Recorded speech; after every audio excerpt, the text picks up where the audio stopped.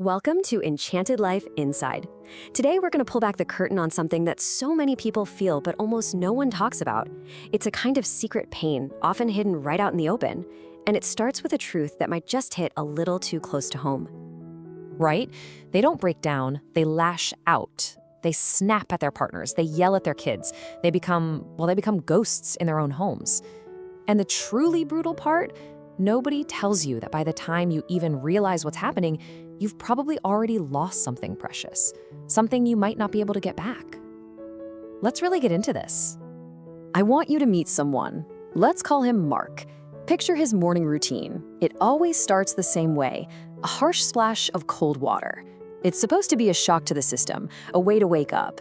But the thing is, Mark hasn't really been sleeping. He's just been lying there, staring at the ceiling since, 3 a.m. again. So he looks at himself in the mirror. And on the surface, he sees a guy who should be fine. He's got a good career, a family that needs him. But what he really feels, is this immense tension. His jaw is clenched so tight, his teeth literally ache. There's this storm just churning right beneath the surface. And he just tells himself, it's just stress, I just need to push through it. But here's the problem. That internal storm, it doesn't stay internal. It has to go somewhere. It starts to leak out. It shows up as road rage in traffic, as this simmering frustration over something as small as dishes left in the sink. And the words, they just come out sharper, louder, and way more hurtful than he ever means for them to be. When his wife asks if he's okay, he just snaps, I'm fine, pushing away the very people he's trying so desperately to hold on to. All that constant pressure, day in and day out, it has to find a release valve. And eventually, that mask of control, that mask of anger he's been wearing for so long, it starts to show cracks. And that's when the ripple effect begins, touching every single person in his life. For Mark, the mask didn't just crack, it shattered. It happened on a Tuesday. His 8-year-old son Jamie ran into his office, just sobbing about a science project he'd accidentally broken. And Mark, he just lost it.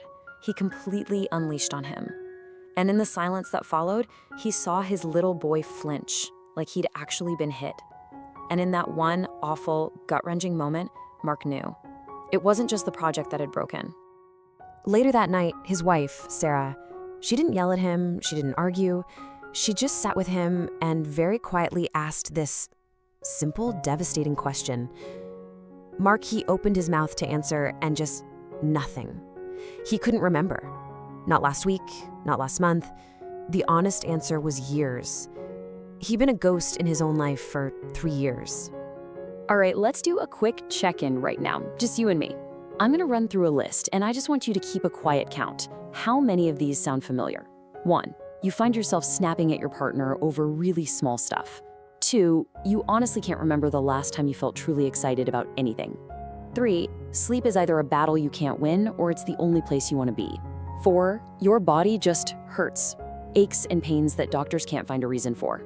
5, you find yourself working more, drinking more, scrolling more, anything to just feel a little less. 6, you have these thoughts, these fantasies about just disappearing. 7, things you used to love, your hobbies, they just feel like chores now. And number 8, I'm fine isn't just something you say, it's a reflex. You've said it so often you almost believe it yourself. If you counted more than a couple of those, just know you're so far from alone in this. Okay, now this next part, this is the turning point. This is where we stop the cycle of blame and we start to understand what's really going on.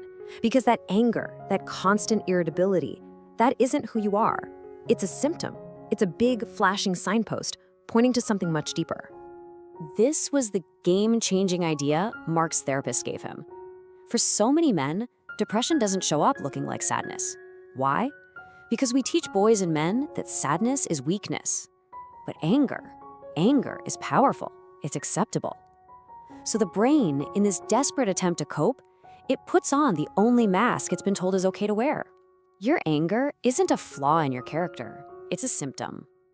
And this slide right here perfectly illustrates the mental shift that changes absolutely everything. It's moving away from that shame-soaked question, what is wrong with me, to a much more compassionate and frankly more useful question, what happened to me? One question keeps you stuck. The other one opens the door to healing. It's a completely different life.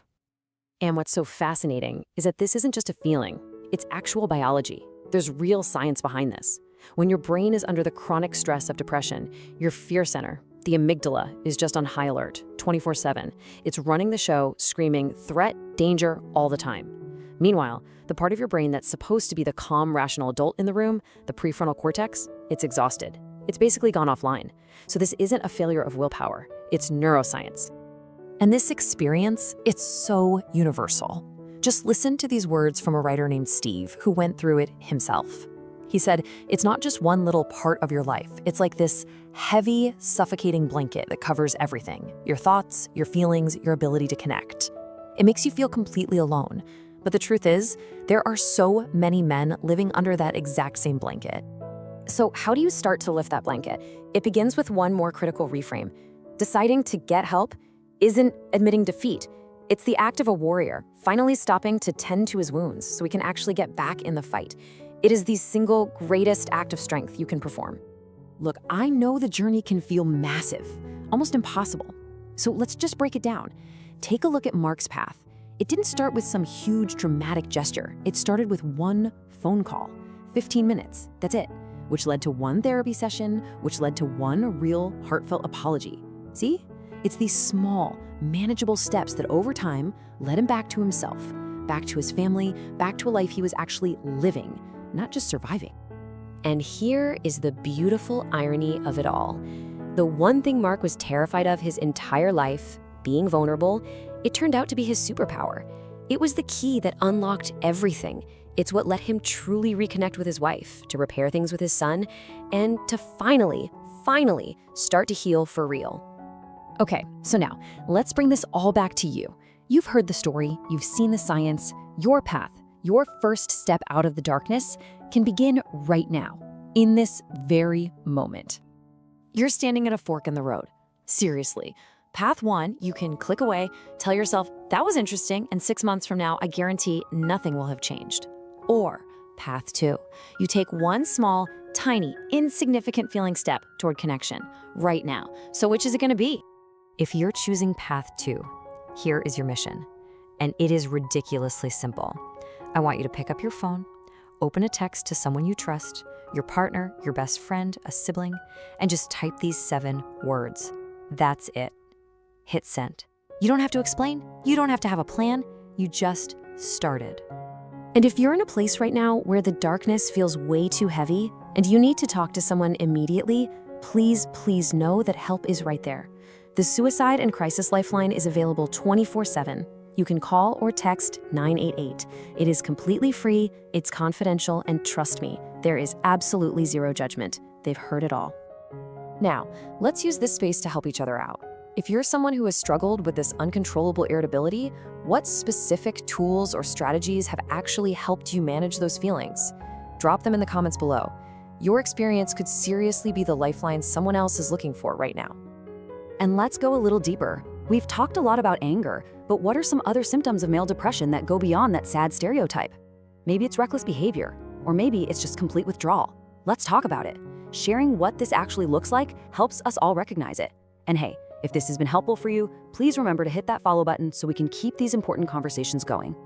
Let's leave it on this one thought. The man you see in the mirror, he might be tired, he might be exhausted from fighting this battle all by himself. He might be sick of wearing armor that has slowly become a prison, but he's not gone. He's still in there, and he's just waiting for you to say the 3 bravest words in the entire human language. I need help. I look forward to seeing you again soon, exploring more of these ordinary things that happen every day, but are, well, very much worth thinking about. Oh, and one last thing. Remember to check out our podcast playlist. It's perfect for listening to while you're driving, winding down at night, or anytime you just need a voice in the background. The link's in the description. Thanks, everyone. See you next time.